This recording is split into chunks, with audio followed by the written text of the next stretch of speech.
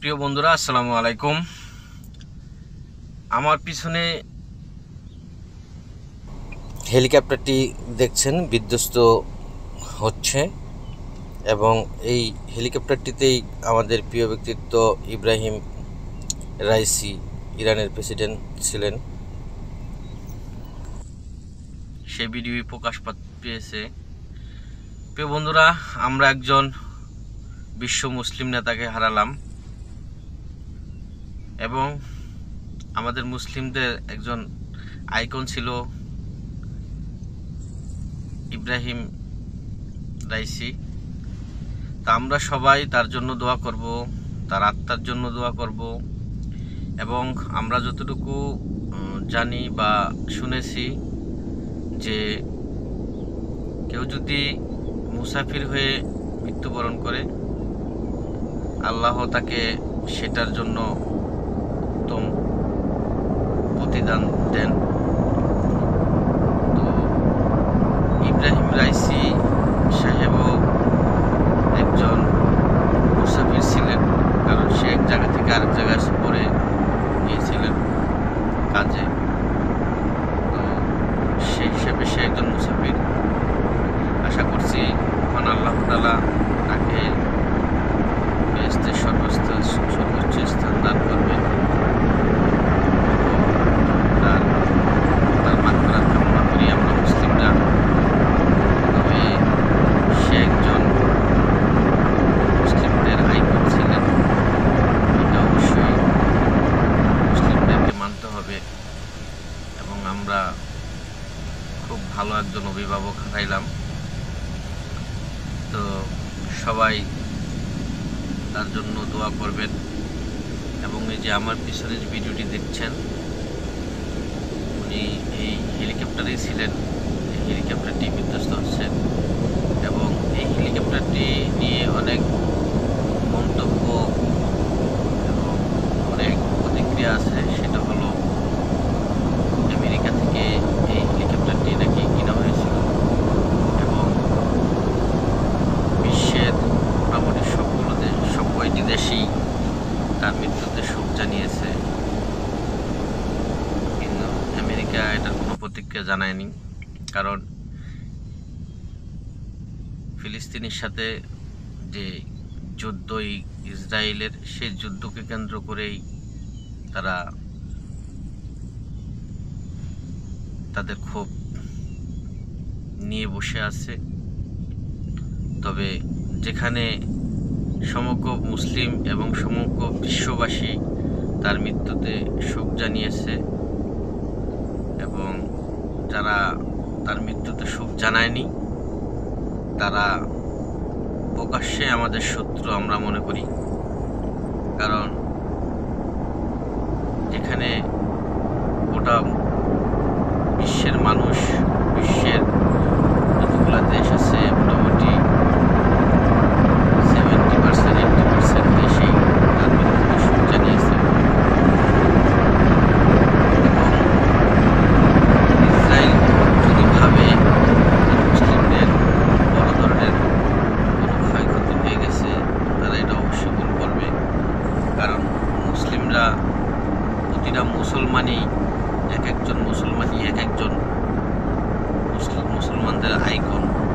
কারণ তারা তাদের আল্লাহ এবং সৃষ্টিকর্তার যে ধারণ করে যতটুকু ধারণ করে, আমার মনে হয় না অন্য কোনো, আমি কাউকে ছোট করে বলছি না, আমরা যতটা আত্মত্যাগ করতে পারি আমাদের ধর্মের জন্য, ততটা আত্মত্যাগী মানুষ অন্য ধর্মতে আপনি খুবই কম পাবেন। কারণ আমরা মনে প্রাণে এবং আমরা বাস্তব এবং সত্যটাকেই লালন করি এবং বুকে ধারণ করি। তো সবাই এই মুসলিম নেতার জন্য অবশ্যই দোয়া করবেন এবং ভিডিওটি সবাই শেয়ার করে দিবেন, সবাইকে দেখার সুযোগ করে দিবেন। এবং খুবই দুঃখজনক এবং মর্মান্তিক এই ঘটনা নিয়ে অনেকেই প্রশ্ন তুলছেন যে এটাতে ইসরায়েলের কোনো হাত আছে কিনা। থাকতেও পারে, অসম্ভব কোনো কিছুই না। কারণ যেহেতু সে ফিলিস্তিনের হয়ে ইসরায়েলের বিরুদ্ধে মোকাবেলা ঘোষণা করছেন, অবশ্যই ইসরায়েল ঠান্ডা মাথায় কোনো ক্ষতিগ্রস্ত করতে পারে। সেটা তদন্ত সাপেক্ষে বোঝা যাবে আসলে ইসরায়েলের কোনো হাত আছে কিনা। তো তবে এই যে একজন নেতা হারাইলাম আমরা, আপনারা একটা জিনিস ভাবুন, সৌদি আরব যেখানে মধ্যপ্রাচ্যের আমাদের লিডার মুসলিমদের, সে লিডাররাও মানে এতটা করে না মুসলমানদের জন্য, যতটা এই ইব্রাহিম রাইসি সাহেব তার উদ্যোগে সে দেখাইছে যে একজন মুসলিম লিডার কাকে বলে, একজন মুসলিম লিডারের কাজ কি, সেই জিনিসটাই ইব্রাহিম রাইসি সাহেব দেখাইয়া গেছেন মুসলিমদেরকে।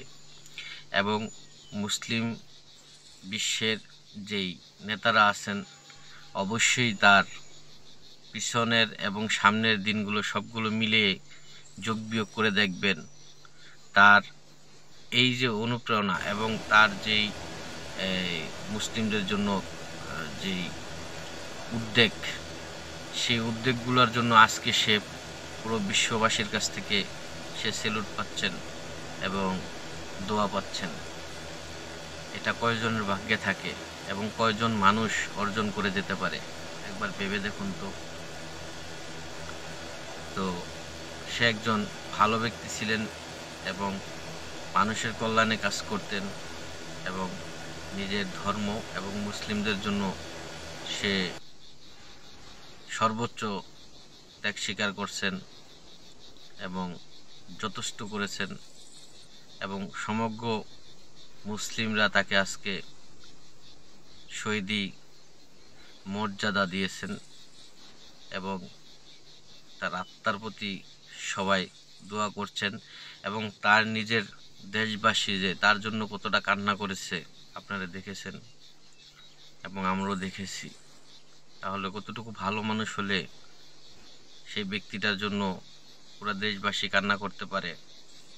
আর এরকম কান্না কাঁদিয়ে কয়জন ব্যক্তি পৃথিবী থেকে বিদায় নিতে পারে। তো মুসলিম বিশ্বের যে নেতারা আছেন তাদের প্রতি আমার আহ্বান থাকবে, আপনারাও মুসলমানদের জন্য মানব কল্যাণে, শুধু মুসলমান না মানব কল্যাণে এগিয়ে আসুন, নিজেকে উৎসর্গ করুন এবং সবার দোয়া এবং ভালোবাসা নিয়ে পৃথিবী থেকে বিদায় হন। তো বন্ধুরা, সবাই ভালো থাকবেন, সুস্থ থাকবেন। আবারও অন্য কোনো বিষয় নিয়ে আমি হাজির হব আপনাদের সামনে। আল্লাহ হাফেজ।